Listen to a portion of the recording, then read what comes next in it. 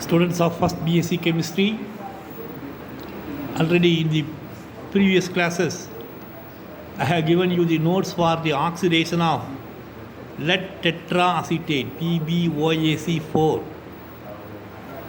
In the previous class, we saw the oxidation reactions with mercury acetate HSgOAC twice, how it was useful in the formation of carbon-carbon double bonds that we discussed in the last class.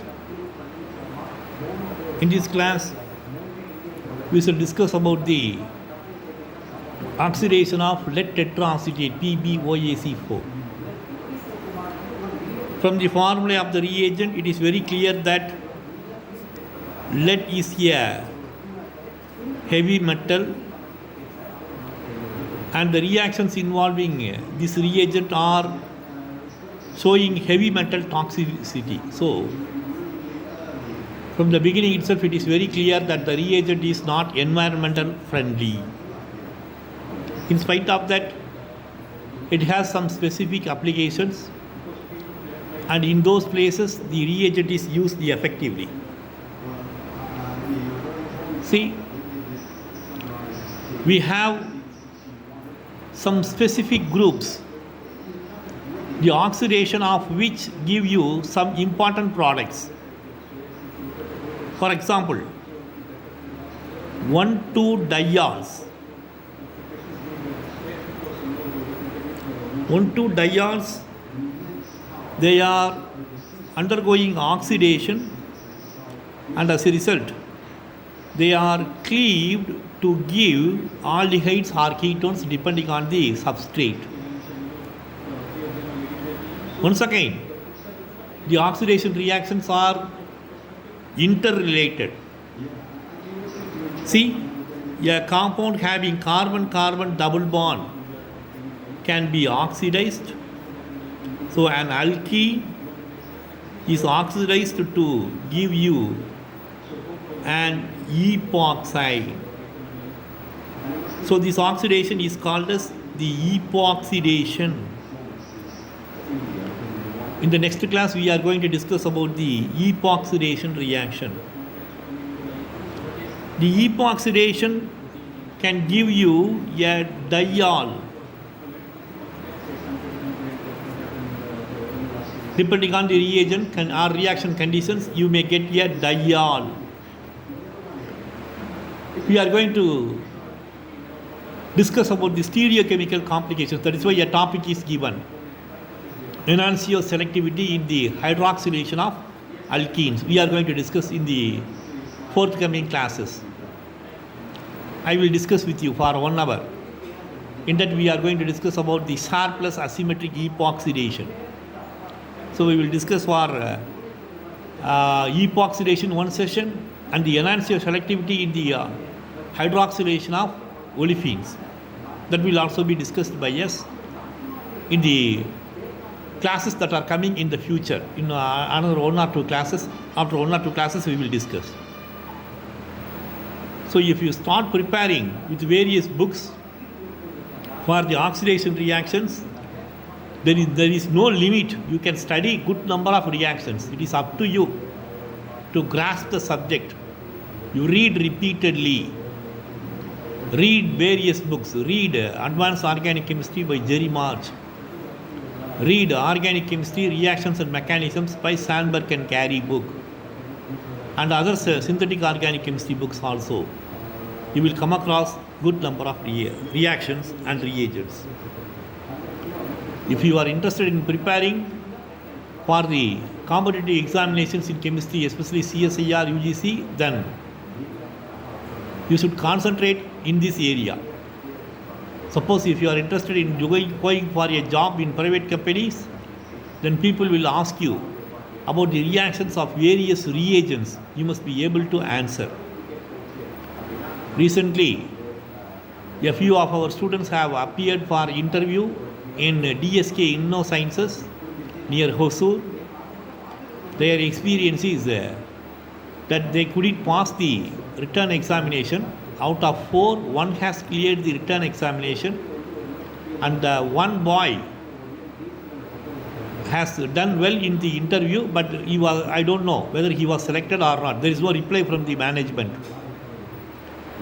So, boys, the second students, they felt the preparation is not sufficient. So it is up to you. You have to prepare with the textbooks. Read as many as reactions, as many as topics in the various textbooks in synthetic organic chemistry. Then only you will have a good knowledge on the reactions of the various compounds and also the reactions of various reagents in organic chemistry. Coming to the oxidation of diols. The diols can be oxidized to aldehydes or ketones.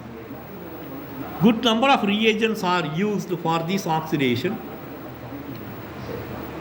One is your sodium periodate. Sodium periodate can be used as a reagent for the oxidation of diols. In addition to these sodium periodate, the reagent, namely lead tetraacetate PbOaC4, can also be used as the reagent for the oxidation of diols. For example, we have a substrate like this one.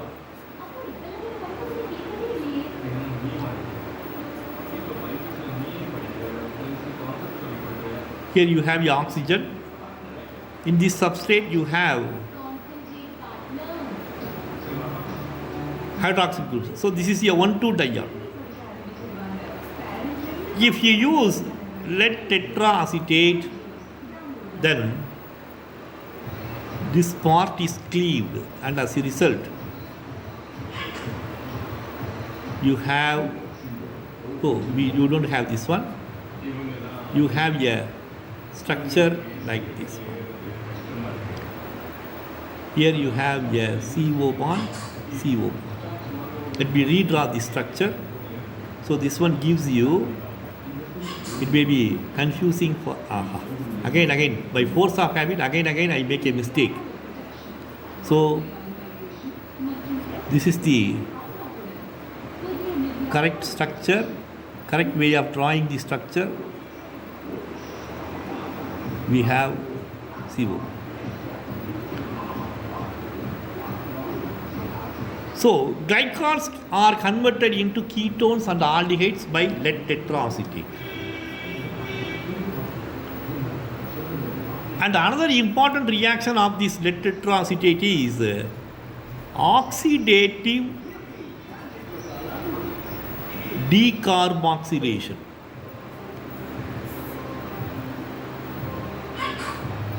We all know that alkanes can be converted into alkyl halides. They can be converted into aldehyde, alcohols, aldehydes, or ketones, and final one is RCOOH, carboxylic acid. And the carboxylic acid, here the valency of carbon is -4 to +4. Carbon dioxide. In carbon dioxide, the oxidation state of carbon is +4. So that is the end. That is the limit. So carboxylic acids, if they are converted into carbon dioxide, that is called decarboxylation. That is oxidation reaction, because in carbon dioxide the oxidation state of carbon is +4. In carboxylic acid RCOOH, the oxidation state of carbon is less than 4. Definitely it is less than 4. So in carbon dioxide it is +4. So you convert carboxylic acid into carbon dioxide. COOH group is converted into carbon dioxide. You get an alkane, RH, and carbon dioxide. So the carboxyl group is converted into carbon dioxide. That is oxidation. Removal of carboxyl group. That is why it is called as a decarboxylation reaction. So it is one way of reducing the carbon. For example, suppose if you have ethyl benzene, and if you want to convert this one into toluene, very simple. Oxidize, you will get aryl acetic acid. We know how to oxidize with the mild oxidizing agents. Ethyl benzene is converted into aryl acetic acid. If you use lead tetraacetate, PbOAc4, oxidative decarboxylation will take place, and you will get toluene as the product. So in this way you can convert ethyl benzene to toluene. So this is the oxidative decarboxylation reaction. So this oxidative decarboxylation is a very useful reaction in the reduction of carbon number in an organic molecule, and it is also a useful reaction where a functionality is protected in the form of a carboxyl group. See, if you go for the mechanism, then RCO2H, it is your carboxylic acid. If it is treated with lead tetraacetate, then there is a equilibrium reaction. RCO2 PbOAc3 plus CH3 CO2H, that is acetic acid is formed. So this is the first step. And in the second step, RCO2 OAc3 gives you R dot carbon dioxide plus PbOAc thrice. So it is a radical. You can expect the formation of a radical.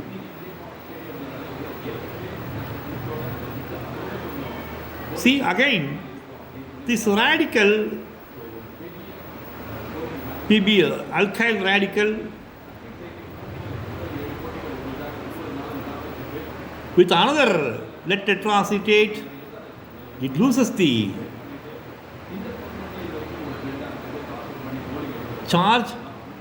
electron, and you get R plus PbOAc3s, and you have the acetate ion CH3CO2 minus ions. So the mechanism of oxidation of carboxylic acids to carbon dioxide and alkane or oxidative decarboxylation with lead tetraacetate involves free radicals.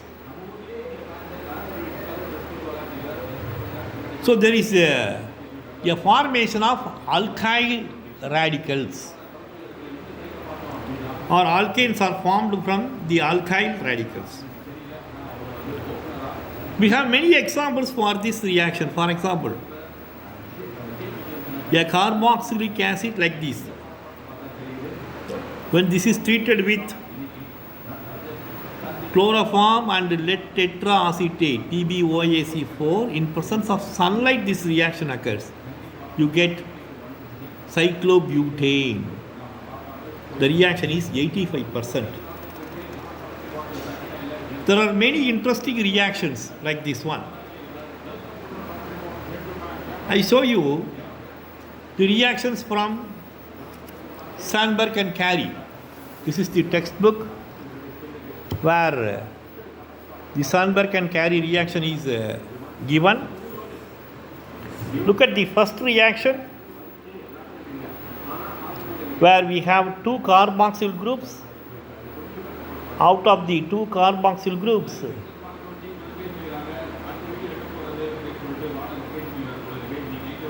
there is decarboxylation and it is converted into the acetate moiety. Look at the second reaction. See, this carboxyl group is effectively removed and we are getting two products depending on the formation of carbon-carbon double bond. So lead tetraacetate in combination with the cupric acetate is also used. It leads to the formation of a carbon-carbon double bond with oxidative decarboxylation. So the type of bond that is formed leads to the formation of two intermediates, 1 and 2. See, let us go to the next reaction. In the presence of lithium chloride, the product is the corresponding chloride, alkyl halide. See, carboxyl group is decarboxylated and you have a chlorine. And look at this reaction. This reaction is an evidence for the formation of radical intermediates. See, you have a long chain carboxylic acid, alkyl, aromatic ring, alkyl carboxylic acid, CH2,4.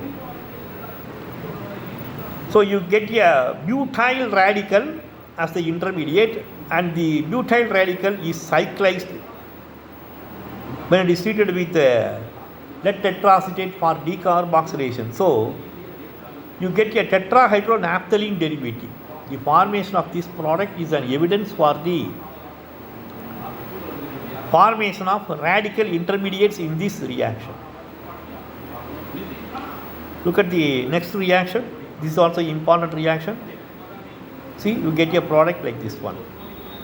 So these are some of the important reactions of lead tetraacetate, and we have more specific reactions in this category. See, look at this one. Cyclopropane, carboxylic acid, when this is treated with mercuric oxide and bromine, decarboxylation occurs. This reaction is called as Hunsaker's reaction. Of course, this is not connected with our lead tetraacetate. Let us stop with it. So this is about lead tetraacetate and its reactions. And let us move to the next reaction, namely Dess-Martin reagent. What is this?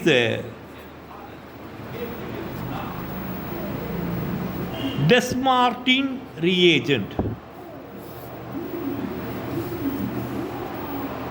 To understand this Dess-Martin reagent, first of all, you must know what is meant by hypervalent iodine compounds.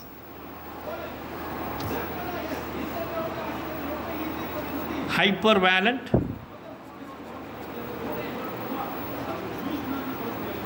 iodine compounds.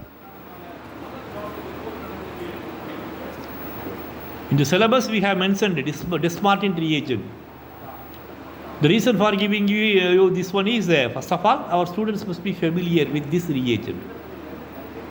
This is also an important reagent in synthetic organic chemistry.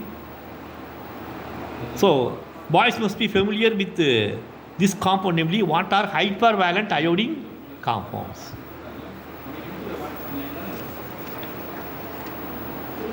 Hypervalent iodine compounds are iodine compounds only.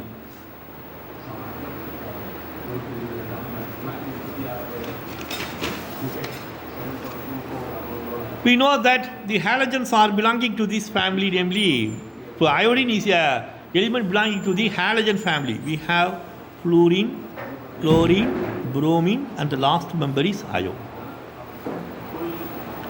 Fluorine is having the maximum electronegativity and iodine is having the lower electron. After iodine, we have the element astatine, which is radioactive. Of course, we don't study about We don't study much about astatine because of its radioactivity. See, as I told you, the electronegativity decreases on moving from fluorine to iodine. Iodine has a tendency to show a positive oxidation state. For example, we know many compounds of iodine where iodine is existing in a positive oxidation state, interhalogen compounds.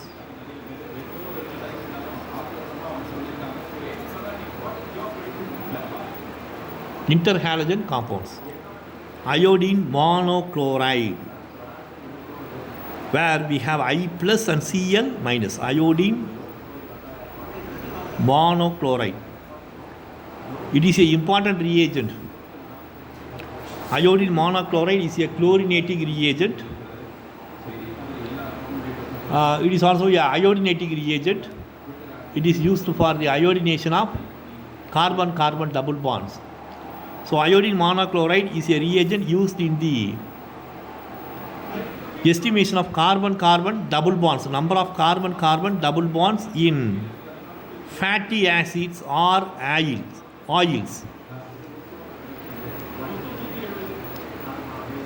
So, the existence of interhalogen compounds is an evidence for the presence of iodine in the positive oxidation state. If you look at the atomic number of iodine, then iodine has an atomic number of 53. The electronic configuration is krypton 4d10 5s2 5p5. See, the 5p orbital has a shortage of one electron. If you give one electron, then 5p6 configuration. That is why iodine is able to exist in the oxidation state of minus 1. I minus 1. But the electronegativity decreases. So there is a tendency to lose electrons also. For example, if 2 electrons are lost from the 5p orbital and 1 electron from the 5s orbital, then the electronic configuration is 5s1 5p3 4d10. So totally we are losing 3 electrons. We are removing 3 electrons. If you remove 3 electrons, then 5p3 5s1 half-filled configuration. 5p p orbital, it should accommodate 6 electrons, half-filled configuration. S orbital, 2 electrons should be there, 1 is there, half-filled configuration. 4d10 is completely filled. So if you remove 3 electrons, then in this electronic configuration, iodine has a plus 3 oxidation state. Plus 3 oxidation state. Similarly, all the 5 electrons can be removed. If all the 5 electrons are removed, then 4d10 5s2 5p0. 5 electrons are removed, iodine is possible to exist in the plus 5 oxidation state. So all these things are a reality. We know compounds where iodine is in the plus 3 oxidation state. We have compounds where iodine is in the plus 5 oxidation state. So such compounds are called as hypervalent iodine compounds. I can give you a few examples where iodine is having a plus 3 oxidation state. For example, iodobenzene, if it is chlorinated, then we get a compound, namely iodobenzene dichloride. 2 chlorines are attached to iodine in addition to the phenyl ring. So this is your iodobenzene dichloride. Here iodine oxidation state is +3. This can be further converted into a compound, namely iodosyl benzene. Iodosyl benzene. The same iodobenzene dichloride can be converted if it is treated with some peroxides. It will be converted into iodosyl benzene. If it is treated with the peroxides in presence of hydrogen peroxide or any peroxide in presence of acetic acid, then peroxides, then you will get iodobenzene diacetate, OAC. So this is about the hypervalent iodine compounds. Some examples I have given. And a combination of these compounds are also known, where we have the iodine in the +5 oxidation state. And one such reagent is your Dess-Martin reagent.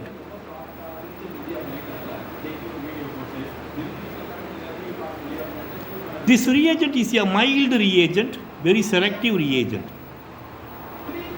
Actually, this reagent contains iodine in the +5 oxidation state. So the correct structure of this reagent is iodoxy benzoic acid. I will give you the structure. Iodoxy benzoic acid has a structure like this.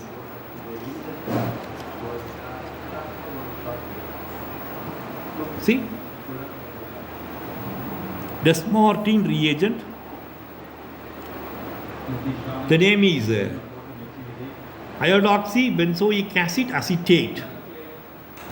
This is the reagent.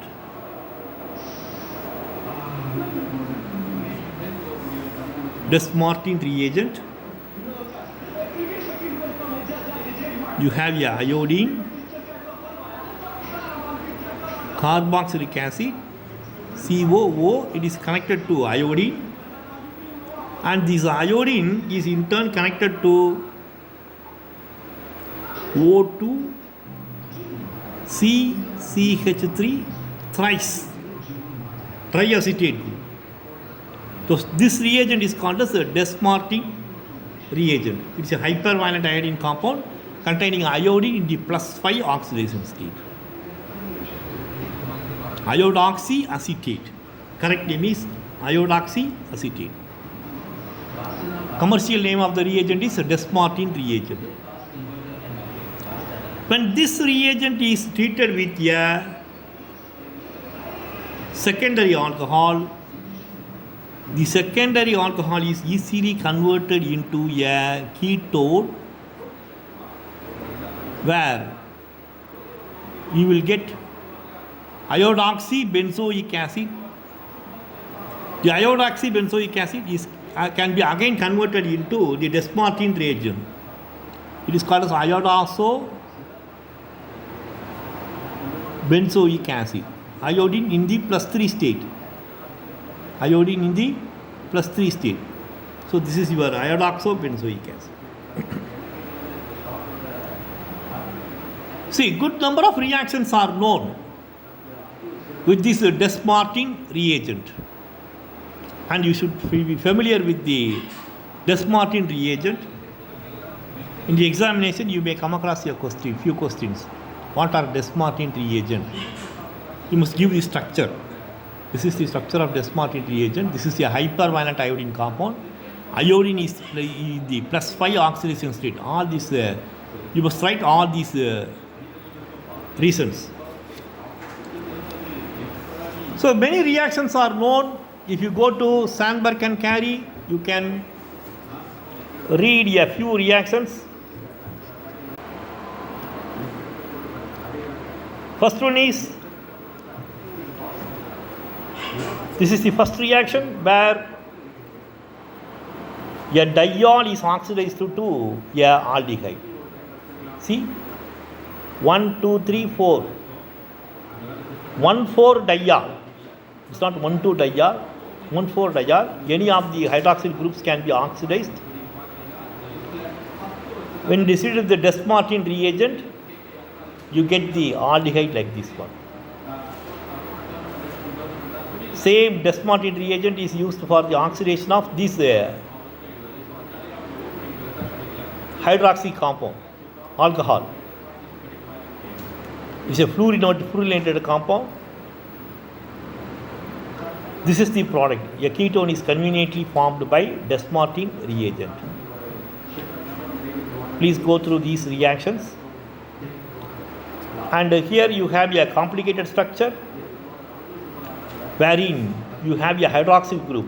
This is the hydroxyl group where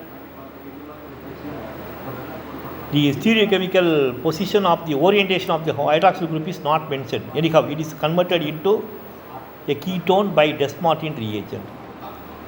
Look at the fourth reaction. See, you have a hydroxyl group here. The molecule seems to be a fragile one.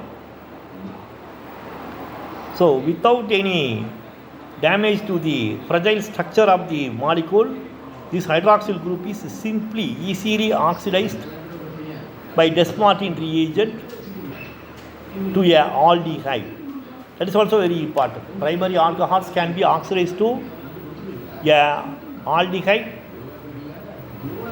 It can be further oxidized to a carboxylic acid also. The reaction stops with aldehyde. So the reagent is very mild and very selective. Look at this one. You have a normorenyl system and the hydroxyl group. See, XO, that one is oxidized to a ketone conveniently. So because of these reactions, the Dess-Martin reagent is very important in synthetic organic chemistry because of its ability to oxidize the aldehydes, able to oxidize the alcohols to aldehydes or ketones. The mechanism of the reaction is also given. See, this is the mechanism of the reaction. In the mechanism, you get a transition state. In this transition state, the hydroxyl group is oxidized to a ketone. So this is the mechanism for the oxidation of a secondary alcohol to a ketone by Dess-Martin reagent. So with this, we conclude today.